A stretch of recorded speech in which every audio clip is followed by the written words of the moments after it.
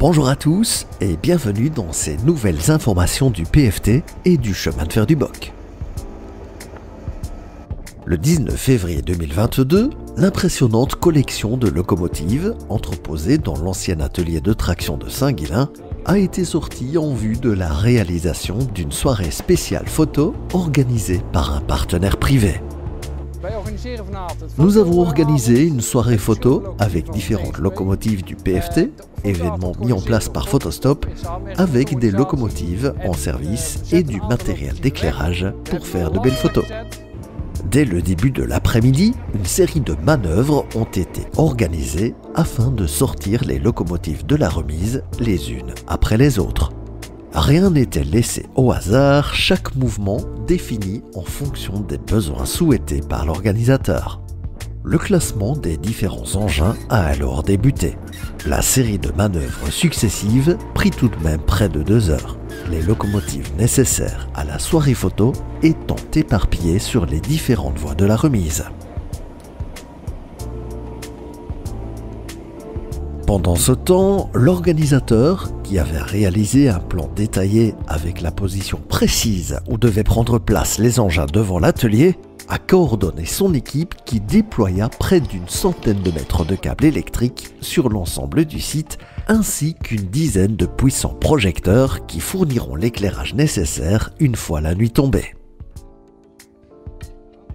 Afin de ne pas trop faire attendre le client, c'est une équipe de 2 conducteurs et de 2 préposés au triage qui travaillaient simultanément sur les différentes voies et nombreux aiguillages du site de l'atelier. Les manœuvres étaient opérées au moyen du locotracteur 9209, la 8428 et la 806 ex-CFL. Lorsque tous les engins furent sortis, le triage proprement dit a alors commencé. Le binôme, formé par l'agent de triage et le conducteur, s'est chargé de placer le matériel exactement au bon endroit, en respectant bien sûr toutes les prescriptions réglementaires afin d'assurer la sécurité des déplacements. Devant la remise ont alors été disposés, les uns après les autres, les engins précisément souhaités par l'organisateur.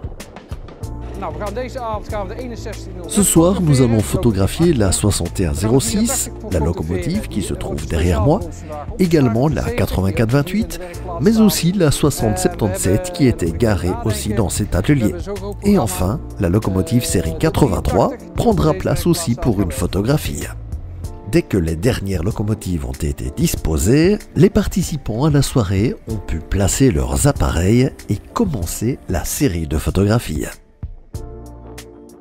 Avec la tombée de la nuit, l'organisateur a allumé les projecteurs et les amateurs de photos ont pu alors obtenir une série de documents de nuit avec des compositions différentes.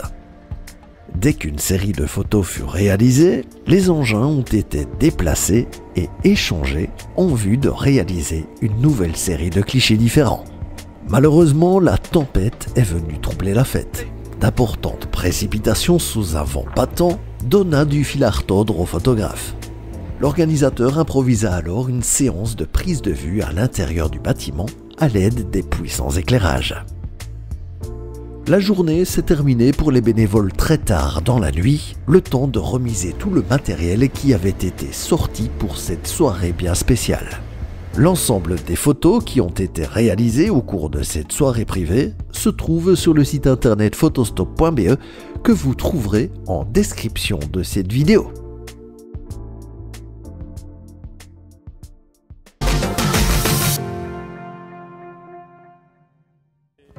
Afin de célébrer la Saint-Valentin, le PFT a organisé le week-end des 12 et 13 février 2022 le premier Saint-Valentin de la ligne 128.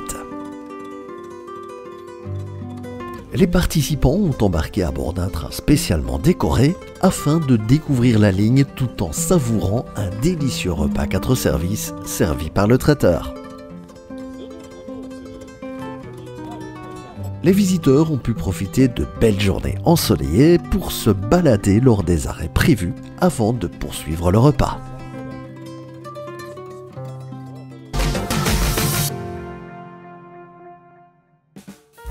Prenons à présent la direction du site Espace Train à Saint-Guilain, où se trouve, et peu de gens le savent, la division modélisme du PFT. C'est à cet endroit que deux formidables réseaux, bichonnés par des passionnés, font plonger les amateurs de chemin de fer dans le monde du miniature. Deux réseaux distincts cohabitent, un premier en courant continu, principalement dédié à la Belgique, et un second en 3 rails alternatifs que nous allons visiter en détail dans ce premier reportage dédié au modélisme.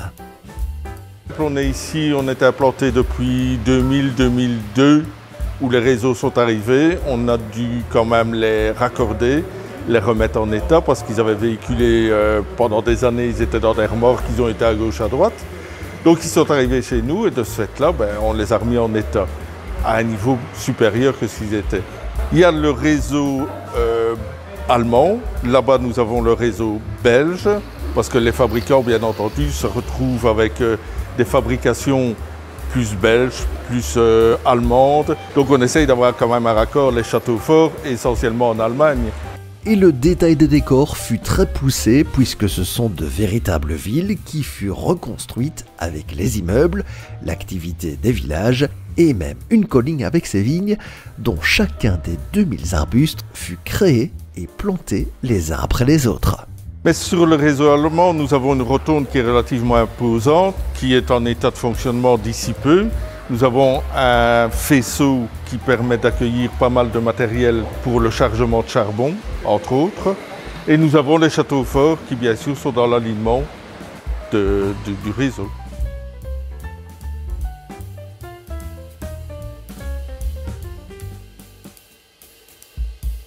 Le réseau de voies ferrées traverse donc une série de gares situées au cœur de village, chaque gare équipée de ses signaux et de son poste de signalisation.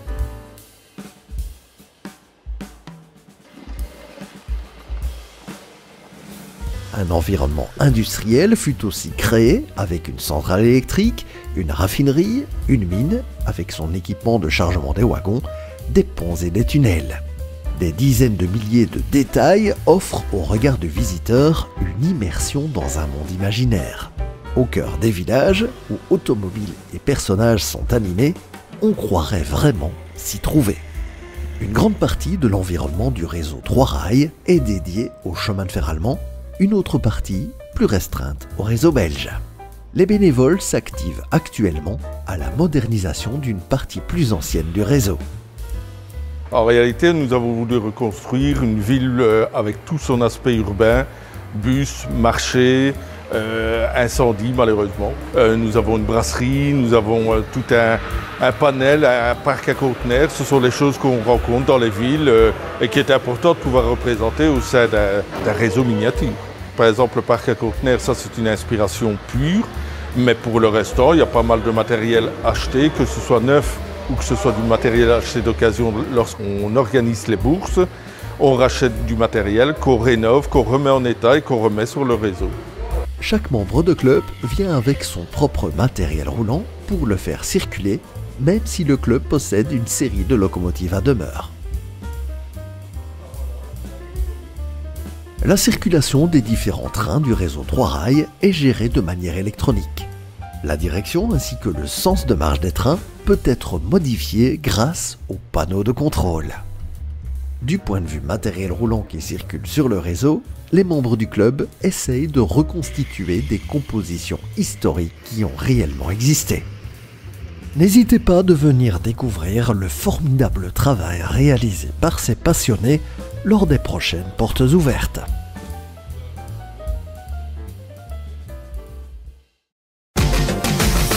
Et c'est ainsi que se terminent déjà ces informations du PFT et du chemin de fer du Boc. Pour être sûr de ne rater aucune des prochaines publications, n'oubliez pas de vous abonner à la chaîne et d'activer les notifications en cliquant sur la petite cloche. N'hésitez pas de dire que vous aimez ces vidéos, de les partager ou d'écrire des commentaires.